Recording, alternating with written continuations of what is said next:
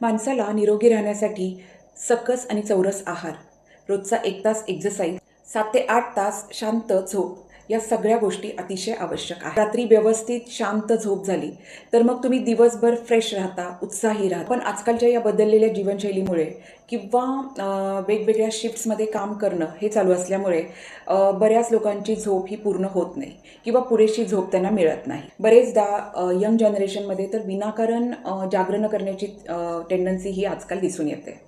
म्हणजे अभ्यासासाठी जर तुम्ही जागरण करत असाल किंवा काही महत्त्वाचं काम असेल, काही इमर्जन्सी असेल, त्यामुळे जागरण होत असेल तर मग एखाद्या वेळी ठीक आहे. पण जर तुम्ही नेटफ्लिक्स बघण्यासाठी किंवा जस्ट काहीतरी मूवीज बघण्यासाठी, म्हणजे थोडक्यात काय ते टाईमपास करण्यासाठी जर तुम्ही जागरण करत असाल तर हे अतिशय चुकीचं आहे आणि त्याचे वाईट परिणाम आपल्याला आरोग्यावरती होताना दिसून येतात. आज आपण बघूयात की अशी कुठली लक्षणं आहेत किंवा कुठले सिम्पटम्स आहेत ते जर आपल्याला दिसत असतील एखाद्या व्यक्तीमध्ये किंवा स्वतःमध्ये, तर त्याचा अर्थच हा होतो की आपली झोप पूर्ण होत नाही आहे. चला तर मग जाणून घेऊयात या लक्षणांविषयी. मी डॉक्टर शर्मिला इनामके स्वागत करते तुमचं आजच्या व्हिडिओमध्ये. जर तुमची झोप पूर्ण होत नसेल तर शरीर तुम्हाला काही सिग्नल्स देत असतं. बरेचदा आपण याकडे दुर्लक्ष करतो किंवा टाळाटाळ करतो किंवा लक्षात आलं तरीसुद्धा आपण डोळेझाक करतो. पण असं न करता आपण डोळे उघडून या त्रासाकडे बघितलं पाहिजे, त्याचा विचार केला पाहिजे, जेणेकरून भविष्यात जे काही मोठे प्रॉब्लेम फेस करायला लागणार आहेत ते आपण टाळू शकतो. झोप पूर्ण झाली नसल्यास आपल्याला जी काही लक्षणं दिसतात त्यातलं सगळ्यात पहिलं लक्षण आहे ते म्हणजे अलार्मशिवाय जाग न येणं. तुम्हीही कदाचित नोटीस केलं असेल की ज्यावेळी आपण खूप दमलेलो असतो, एक्झरसाईजने असो किंवा कामाने, तर आपल्याला पडल्या पडल्या झोप लागते. आणि अशा वेळी जर तुम्ही रात्री वेळेत झोपला असाल, साधारण 10 ते 11च्या दरम्यान जर तुम्ही झोपला असाल तर 7 ते 8 तास झोप जर गाढ झाली, पूर्ण झाली, तर त्यानंतर पहाटे तुम्हाला मनाने जाग येते. म्हणजे अलार्मचीही गरज नसते किंवा कोणी उठवण्याचीही गरज नसते. हे अतिशय महत्त्वाचं आहे, कारण यामुळे तुमचं आरोग्य हे चांगलं राहणार आहे. माणसाच्या शरीराचं एक नैसर्गिक चक्र असतं, ज्याला आपण सर्कॅडियन रिदम म्हणतो किंवा बायोलॉजिकल क्लॉक असतं. म्हणजे रोज आपण जी गोष्ट ज्या वेळेला करतो तर त्याची आपल्याला सवय होऊन गेलेली असते.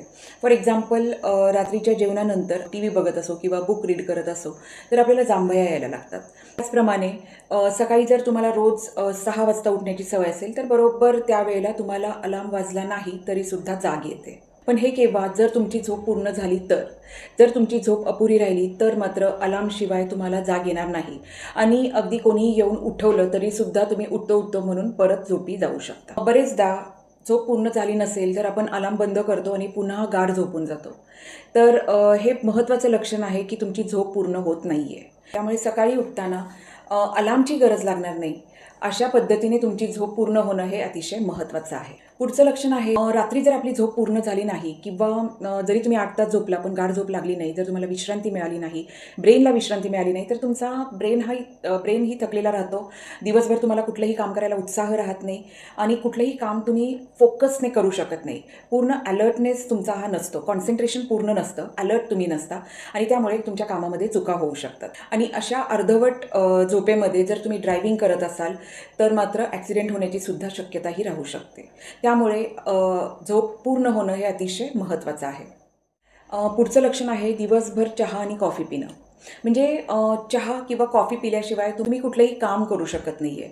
तुम्हाला तो अलर्टनेस जाणवत नाही. कारण जर तुमची झोप पूर्ण झालेली नसेल तर दिवसभर तुम्हाला निरुत्साह जाणवणार, उत्साहाचा पूर्णपणे अभाव असणार आहे. कुठल्याही कामावरती तुम्ही फोकस करू शकणार नाही आहे आणि ते कुठेतरी कमी करण्यासाठी तुम्ही मग मदत घेता चहाची किंवा कॉफीची. चहा कॉफीमुळे आपल्याला उत्तेजना मिळते, पण ही तात्पुरती असते आणि हे असं सतत वर्षानुवर्ष जर चालू राहिलं तर त्याचे निश्चितच वाईट परिणाम आपल्या शरीरावरती दिसून येतात. आणि म्हणूनच तुम्हालाही जर अशा वाईट सवयी असतील तर नक्कीच तुमच्या झोपेच्या वेळेचं व्यवस्थापन करणं हे अतिशय महत्त्वाचं काम तुमच्यासमोर आहे.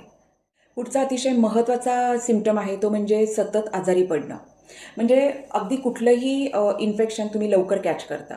आपल्या कलिगला किंवा आपल्या फ्रेंडला जरी सर्दी खोकला झाला असेल तरी लगेच तुम्हालाही सर्दी खोकला होतोय किंवा कुठलंही आजारपण तुम्हाला लवकर येतं आणि त्याच्यातून तुम्ही लवकर रिकवर होत नाही आहे.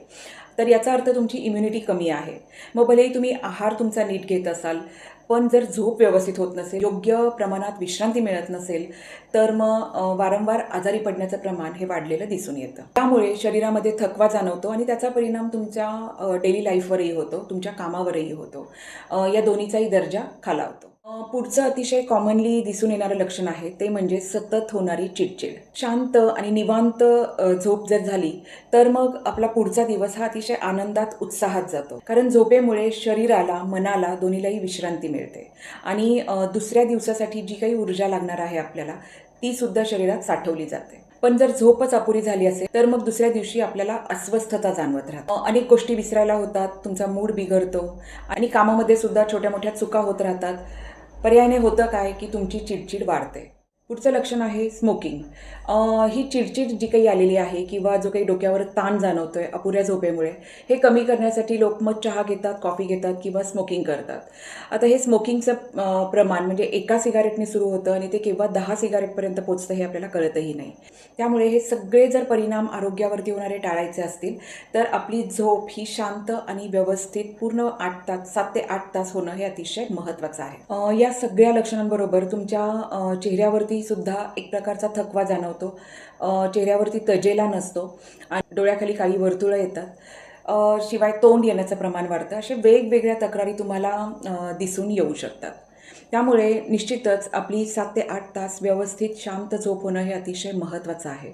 जेणेकरून तुमचं आरोग्यही चांगलं राहील, तुमचं डेली लाईफ चांगलं राहील आणि तुम्ही जे काही काम करत आहात ते तुम्ही व्यवस्थित करू शकाल, त्यातही प्रगती होईल.